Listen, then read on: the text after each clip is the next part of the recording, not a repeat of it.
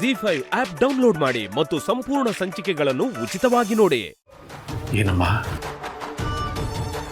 ಮನೆ ಬಿಟ್ಟು ಹೋಗ್ತಿರೋದು ನಿನ್ನ ಮನಸ್ಸಿಗೆ ಸಮಾಧಾನ ಕೊಡುವಂಥ ವಿಷಯನಾ?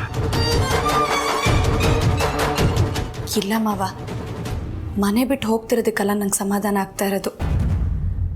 ಆಸ್ತಿಲಿ ನಾವು ಪಾಲು ತಗೊಳ್ದೆ ಹೊರಗೆ ಹೋಗ್ತಾ ಇದೀವಲ್ಲ, ಅದೇ ನನಗೆ ಸಮಾಧಾನ. ಅಲ್ಲದೆ ನಾವಿಬ್ಬರೇ ಮನೆಯಿಂದ ಹೋಗ್ತಿದ್ದೀವಿ ಹೊರತು ಈ ಮನೆ ಒಡಿಲಿಲ್ವಲ್ಲ, ಅದಕ್ಕೆ ಸಮಾಧಾನ ಅಂದೆ. ನೀವೇನು ಚಿಂತೆ ಮಾಡಬೇಡಿ ಮಾವ, ಆದಷ್ಟು ಬೇಗ ನಾವಿಬ್ರು ಈ ಮನೆಗೆ ವಾಪಸ್ ಬರ್ತೀವಿ.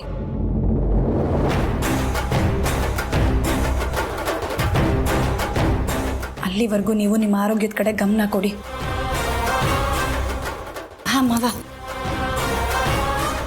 ನೀವು ಬೆಳಿಗ್ಗೆ ಮಧ್ಯಾಹ್ನ ರಾತ್ರಿ ಮಾತ್ರೆ ತಗೋತೀರಲ್ಲ, ಅದನ್ನೆಲ್ಲ ಬೇರೆ ಬೇರೆ ಮಾಡಿ ಇಟ್ಟಿದ್ದೀನಿ.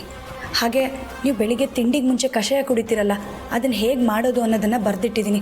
ಇದನ್ನು ಜನನಿಗೆ ಕೊಡಿ, ಅವಳು ನಿಮಗೆ ಮಾಡಿಕೊಡ್ತಾಳೆ. ತಗೊಳ್ಳಿ ಮಾವ. ಹಾಗೆ ಆ ಮೋನಿಕಾ ಬಗ್ಗೆ ನೀವೇನು ಯೋಚನೆ ಮಾಡಬೇಡಿ ಮಾವ. ನಾವಿಬ್ಬರು ಈ ಮನೆ ಬಿಟ್ಟು ಹೋದರೂ ಅವಳನ್ನ ಈ ಮನೆಯಿಂದ, ಮನೆಯವ್ರ ಜೀವನದಿಂದ ಹೊರಗೆ ಕಳಿಸೋ ಹಾಗೆ ನಾವು ಮಾಡೇ ಮಾಡ್ತೀವಿ. ಹಾಗೆ ಅತ್ಯಮ್ಮನ್ನ ಜೋಪಾನವಾಗಿ ನೋಡ್ಕೊಳ್ಳಿ ಮಾವ. ಅವ್ರಿಗಾಗಲೇ ನಮ್ಮಿಂದ ತುಂಬ ನೋವಾಗಿದೆ. ಅವ್ರ ಮುಂದೆ ನಮ್ಮ ಬಗ್ಗೆ ಏನು ಮಾತಾಡಬೇಡಿ. ಸಾಧ್ಯವಾದಷ್ಟು ಅವ್ರ ಮನಸ್ಸು ಹಗುರ ಆಗೋ ಥರ ನೋಡ್ಕೊಳ್ಳಿ ಮಾವ.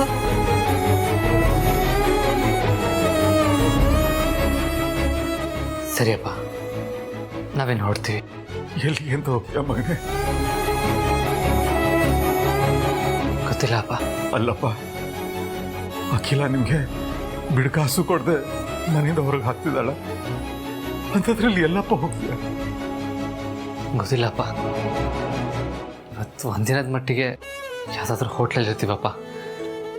ಆಮೇಲೆ ಏನು ಮಾಡೋದು, ಎಲ್ಲಿಗೆ ಹೋಗೋದು ಅಂತ ಯೋಚನೆ ಮಾಡ್ತೀವಿ. ನೀನು ಈ ಮನೆ ದೊಡ್ಡ ಮಗ, ನೀನು ಹಿರಿ ಸೊಸೆ, ರಾಜ ರಾಣಿ ಥರ ಇರಬೇಕು ಈ ಮನೆಯಲ್ಲಿ. ಅಂಥದ್ರಲ್ಲಿ ಇಂಥ ಪರಿಸ್ಥಿತಿ ತಂದ್ಕೊಂಡ್ಬಿಟ್ರಲ್ಲ.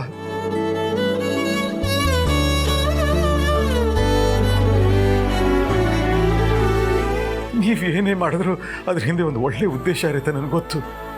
ಆದರೆ ಹೆಣ್ಮಗು ಕರ್ಕೊಂಡ್ಯಾ? ನೀವೇನು ಯೋಚನೆ ಮಾಡಬೇಡಿ. ಬರೀ ನಾವಷ್ಟೇ ಅಲ್ಲ ಮಾವ, ನನ್ನ ಹೊಟ್ಟೆಯಲ್ಲಿ ಅರ್ಸನ್ ಕೋಟೆ ಕುಡಿನೂ ಇದೆ.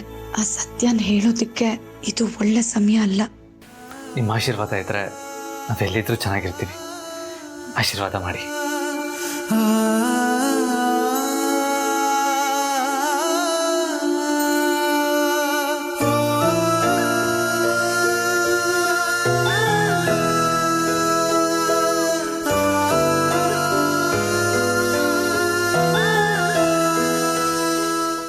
ಜಿ5 ಆಪ್ ಡೌನ್ಲೋಡ್ ಮಾಡಿ ಎಲ್ಲಾ ಸಂಚಿಕೆಗಳನ್ನು ಸಂಪೂರ್ಣ ಉಚಿತವಾಗಿ ನೋಡಿ.